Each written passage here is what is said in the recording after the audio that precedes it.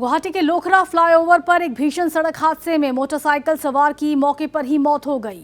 मृतक जालूकबाड़ी से खानापाड़ा की ओर जा रहा था। दुर्घटना तब हुई जब गलत दिशा से आ रहा एक ट्रक बाइक से टकरा गया। इस हादसे के बाद जालूकबाड़ी से खानापाड़ा की ओर जाने वाले रास्ते में भारी ट्रैफिक जैम लग गया। तो दर्दनाक हादसे के बाद एक युवक की मौत हो गई। गुवाहाटी के लोखरा फ्लाईओवर पर यह भीषण सड़क हादसा हुआ, जहां मोटरसाइकिल सवार की मौके पर ही मौत हो गई। मृतक जालूकबाड़ी से खानापाड़ा की ओर जा रहा था। यह हादसा उस वक्त हुआ जब गलत दिशा से आ रहा एक ट्रक बाइक से टकरा गया।